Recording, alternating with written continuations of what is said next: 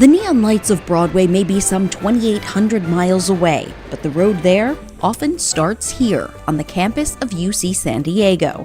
This is where you'll find the La Jolla Playhouse, a Tony Award-winning regional theater that has an incredible track record of developing future award-winning titles. Its history is storied, and executive producer Eric Keane-Louis says that story begins more than 75 years ago.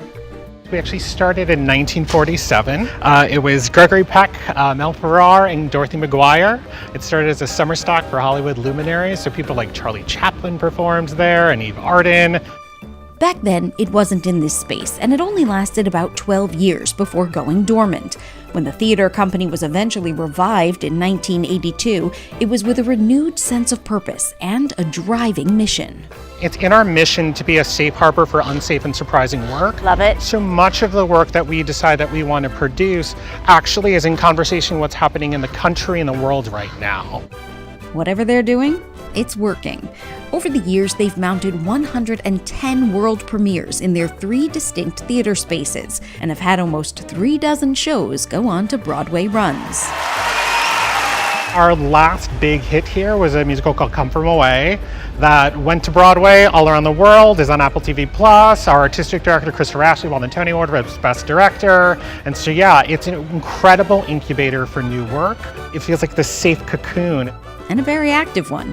This season, 2 musicals that premiered here will open on Broadway, Harmony and The Outsiders. They join a long list of success stories that includes Jersey Boys, Diana, Memphis, Summer, the Donna Summer musical, and famously, The Who's Tommy. For writer and composer Joe Iconis, La Jolla has always held legendary status. Oh my gosh, it's a dream to be at La Jolla, to be able to work here and to have my show be part of the legacy of shows that have started here. It's really overwhelming. His show is the untitled, unauthorized Hunter S. Thompson musical, which is currently in the midst of its world premiere. Joe has always been fascinated by the unconventional author. He wasn't old enough to see R-rated movies when the film version of Fear and Loathing in Las Vegas was released, so he had his grandparents take him. And they did not care for the film. I was like, it was right up their alley. It was not. And they're cool. I had cool grandparents. They were down, but that was just like it was simply too much. With the musical, he set out to explore the public and what we know of the private personas of Hunter S. Thompson, without sugarcoating the story or making apologies. Thompson was a man full of extremes and deeply held beliefs, flaws, and contradictions. And for Joe, the perfect way to capture all of that is in song. That's the reason that I love musicals so much. You get the internal from these characters, and in a musical, you know, even though people in real life do not just spontaneously burst into song, some of them do. I do. Yeah, yes, you do. Yes, we all know. But because we have this shorthand with musicals, we're expecting the people to sing. They're on a stage, and we see musicians, and we know what's going to happen. Then it's really organic for people to sing their feelings. Do we know what he thought about musicals? I don't know specifically what he thought about musicals, but I feel very confident in saying that he probably hated them. Thompson is probably best known as the founder of gonzo journalism, although he didn't always stick to the facts. Hi, Tara Lynn. How are you? I'm so good. It's so good to see you. That's where George Salazar comes in. George plays many characters, including Oscar Acosta, a powerful Mexican-American who's mostly remembered as being the inspiration of the Dr. Gonzo character in Fear and Loathing in Las Vegas. In the book, Thompson altered his identity, depicting him as Samoan, and Acosta didn't get any of the royalties from the story. George says this musical sets to help reclaim his lost identity as an important activist and public defender in LA. He once ran for sheriff of Los Angeles County with the intention of dismantling the sheriff's department because of rampant racism, specifically against the Chicano community. It's an incredible opportunity for me as a Latino to shed some light on who this guy actually was. You know, he was fighting for people who had no voice.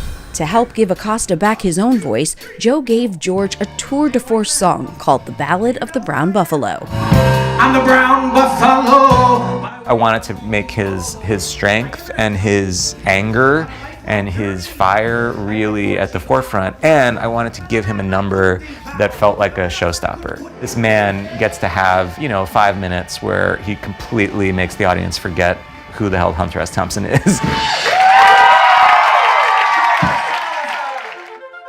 So this is the set of the Hunter S. Thompson musical. This is probably all full of Easter eggs. Part of what makes La Jolla such a successful incubator, Eric says, is that even the big spaces are intimate. This theater has 400 seats, fewer than Broadway houses, which allows artists to get immediate feedback from the audiences and fine-tune the show as they go.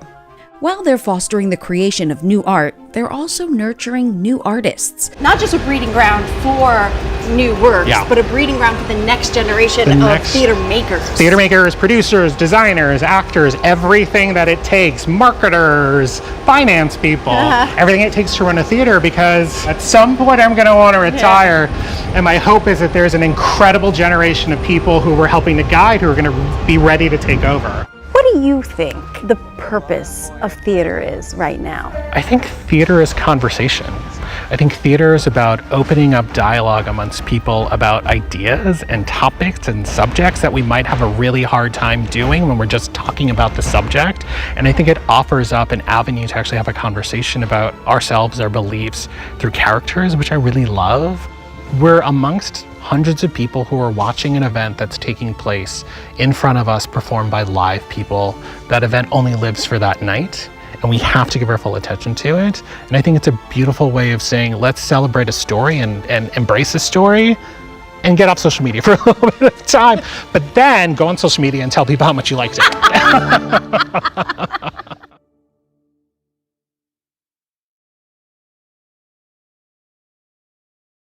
Thank you for watching our YouTube channel. For more stories in your communities, click the subscribe button right here. You can also download our app or watch us on TV for the latest information, balanced coverage, weather updates every 10 minutes, and more. We'll see you then.